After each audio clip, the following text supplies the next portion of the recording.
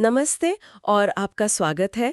आज हम एक ऐसी दुनिया में गोता लगा रहे हैं जिसके बारे में हर कोई बात कर रहा है, सपने देख रहा है और जिसमें अरबों खरबों डॉलर लगा रहा है। आर्टिफिशियल इंटेलिजेंस यानी एआई। बिल्कुल। और ये सिर्फ कोई तकनीकी चर्चा नहीं है।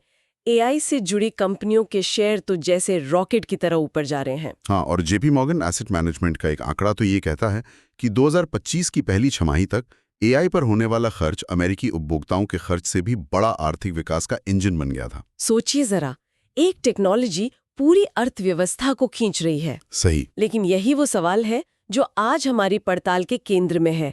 क्या ये एक नई औद्योगिक क्रांति की सुबह है, जैसा कई लोग कह रहे हैं, या फिर हम इतिहास को दोहरा रहे हैं और एक ऐसे विशाल बुलबुले के अंदर बैठे हैं जो किसी भी पल फूट सकता है?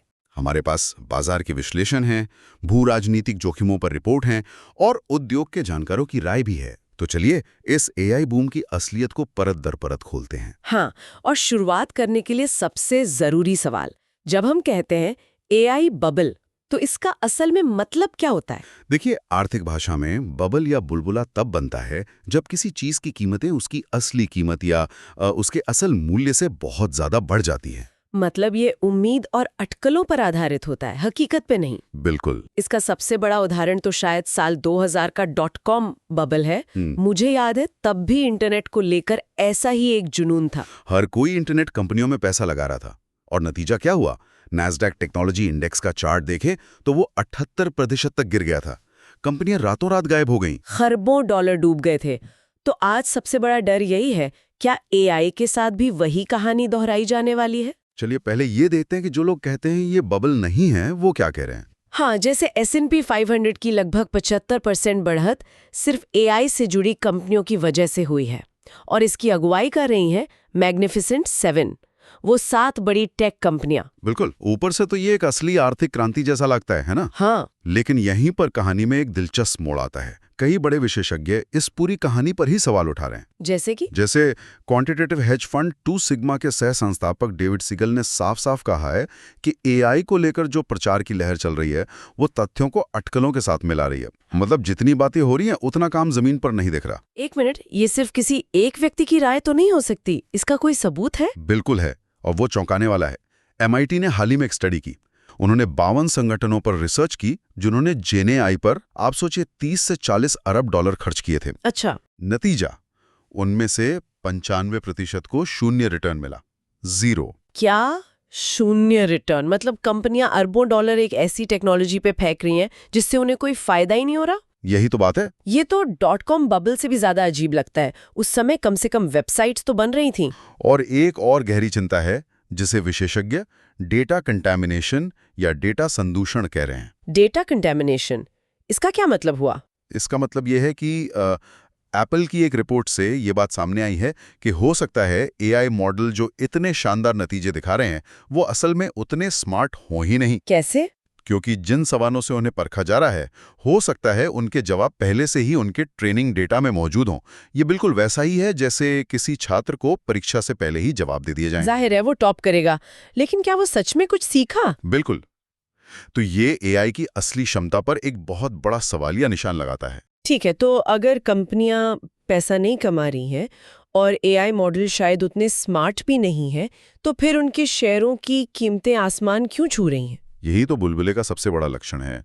अपोलो ग्लोबल मैनेजमेंट के मुख्य अर्थशास्त्री टॉस्टन स्लोक ने तो चेतावनी दी है कि एआई स्टॉक्स 1999 के .com स्टॉक से भी ज्यादा महंगे हो चुके हैं।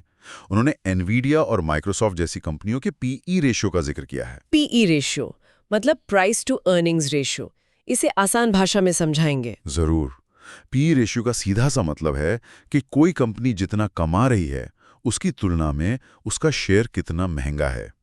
आज एआई कंपनियों का पीई रेशियो ऐतिहासिक रूप से बहुत ऊंचे स्तर पर है, जिसका मतलब है कि निवेशक उनकी भविष्य की कमाई को लेकर शायद हद से ज्यादा आशावादी हैं। सही पकड़ा। ठीक है, तो यहाँ एक पहेली बन रही है।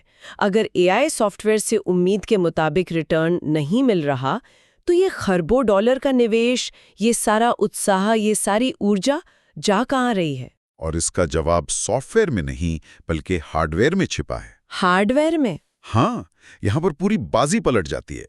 एआई की दुनिया में अब बातचीत इस पर नहीं होती कि आपका मॉडल कितना स्मार्ट है, बल्कि इस पर होती है कि क्या आपके पास उसे ट्रेन करने के लिए चिप्स है। बिल्कुल। मतलब दिमाग से ज्यादा ताकत की बात हो रही है। एआई कंपनी चांस एआई के संस्थापक शी जेंग ने इसकी बहुत अच्छी तुलना की है। क्या कहा उन्होंने? वो कहते हैं एआई इंफ्रास्ट्रक्चर का मालिक होना शक्तिशाली है, क्योंकि इंफ्रास्ट्रक्चर बढ़ता है जबकि मॉडल पुराने पड़ जाते हैं। उन्होंने इसे बिजली ग्रिड और उस पर चलने वाले बल्बों से जोड़ा। अच्छा, मतलब बल्ब तो कोई भी बना सकता है और वो पुराने भी हो जाते हैं, लेकिन असली ताकत तो उस कंपनी के पास है जिसके पास पूरा बिजली का ग्रिड है। एकदम सही। तो दिलचस्प बात यह है कि असली खेल सॉफ्टवेयर का है ही नहीं। एआई की सोने की दौड़ में सबसे स्मार्ट एल्गोरिदम वाला नहीं, बल्कि सबसे ज्यादा फावड़े बेचने वाला जीत रहा है। और वो फावड़े हैं चिप्स। इस दौड़ में फावड़े बेचने वाले ही असली पैसा कमा रहे हैं।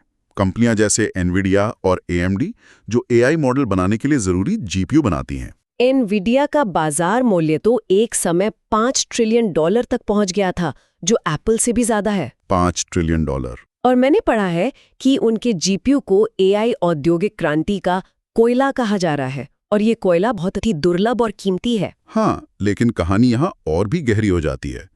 एनवीडिया और एएमडी ये चिप्स डिजाइन तो करते हैं, लेकिन उन्हें बनाते नहीं हैं। अच्छा? ये काम लगभग पूरी तरह से दुनिया की सिर्फ एक कंपनी करती है, ताइवान सेमीकंडक्टर मैन्युफैक्चरिंग कंपनी, यानी TSMC। एक मिनट, एक कंपनी पूरी दुनिया में? हाँ, एक कंपनी।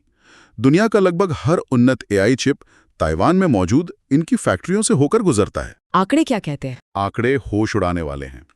TSMC दुनिया के 65% सेमीकंडक्टर बनाती है, और जब बात सबसे उन्नत, सबसे ताकतवर चिप्स की आती है, तो ये आंकड़ा लगभग 90% तक पहुंच जाता है। 90%?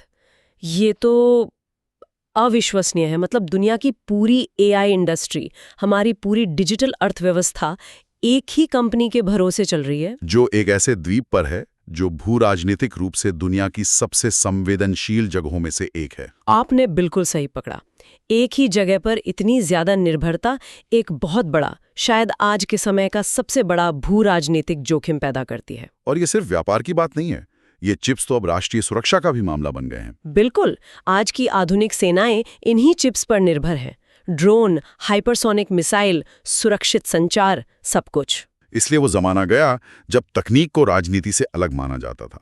आज आप कौन सा चिप चुनते हैं या उसे कहाँ बनाते हैं, ये अपने आप में एक भू राजनीतिक बयान है। तो सबसे डरावना सवाल, अगर चीन और ताइवान के बीच तनाव बढ़ता है तो क्या होगा? विनाशकारी होगा। रैंड कॉरपोरेशन की एक रिपोर्ट ने कुछ संभावित परिदृश्यों का विश्लेषण किया है। उनका मानना है कि चीन शायद सीधे तौर पर आक्रमण न करे, लेकिन 2027 से पहले वो ताइवान की क्वारंटाइन या घेराबंदी कर सकता है। मतलब वो उन जहाज़ों को रोक सकता है जो सेमीकंडक्टर बनाने के लिए जरूरी सामान लेकर ताइवान जा रहे हैं। और इसका असर क्या होगा? हमारे पास कोई बैकअप प्लान है? असर भयानक होगा। हमें याद रखना चाहिए कि 2021 में जब चिप की मामूली कमी हुई थी, तो सिर्फ ऑटोमोबाइल उद्योग को $210 अरब का नुकसान हुआ था। गाड़ियां बन नहीं पा रही थीं। सही। अगर ताइवान का उत्पादन पूरी तरह से रुक जाता है तो दुनिया की हर बड़ी अर्थव्यवस्था घुटनों पर आ जाएगी। और बैकअप प्लान? रिपोर्ट कहती है कि अमेरिका और उसके सहयोगियों को ताइवान के उत्पादन की भरपाई में 2 से 5 साल लगेंगे। 2 से 5 साल? और ये भी एक बहुत ही आशावादी अनुमान है। ठीक है, ये तो एक बहुत ही गंभीर खतरा है। तो जाहिर है दुनिया के देश हाथ पर हाथ धरे तो नहीं बैठे होंगे। इस जोखिम से निपटने के लिए क्या किया जा रहा है?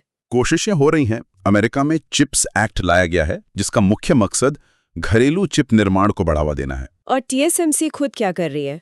क्या वो भी अपनी निर्भरता कम करने की कोशिश कर रही है? हाँ, TSMC भी अपनी फैक्ट्रियां दुनिया भर में फैला रही है।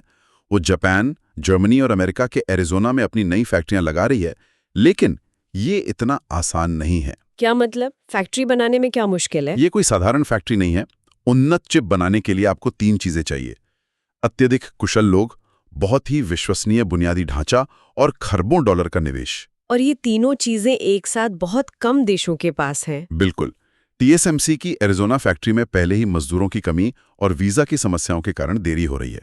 और सबसे बड़ी बात, TSMC अपनी सबसे एडवांस तकनीक अभी भी ताइवान में ही रख रही है। तो एक तरफ भू राजनीतिक जोखिम है, दूसरी तरफ बाजार का अपना एक और जोखिम भी तो है। मैंने गोल्डमैन सैक्स के एरिक शेरिडन की एक चेतावनी के बारे में पढ़ा था, जिससे वो सर्कुलैरिटी कह रहे हैं। ये क्या चीज है?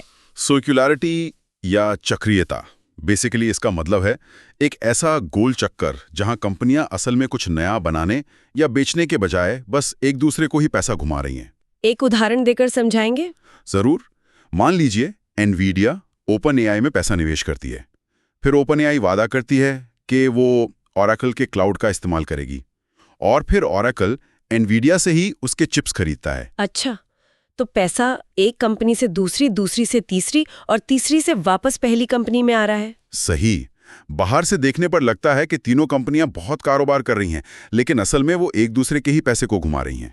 ये तो बिल्कुल .com युग की याद दिलाता है, जब दूरसंचार कंपनियां एक दूसरे के साथ कर्ज पर क्षमता का व्यापार कर रही थीं और अंत में ये ताश के पत्तों का घर ढह गया।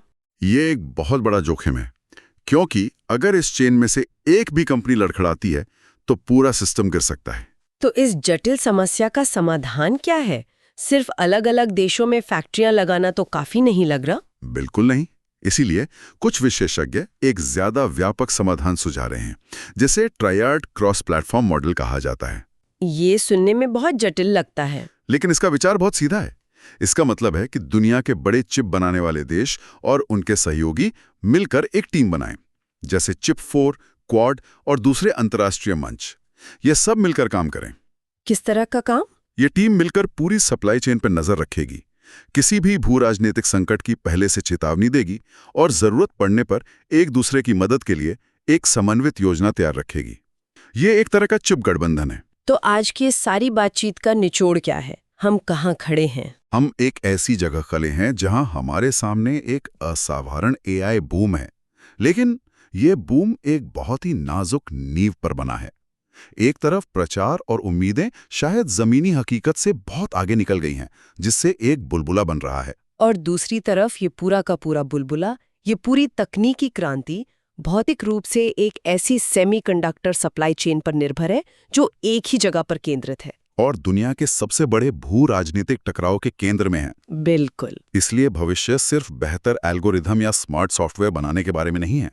भविष्य इस भौतिक बुनियादी ढांचे को, फैक्ट्रियों को, पावर ग्रिड को, सप्लाई लाइनों को सुरक्षित करने के बारे में है।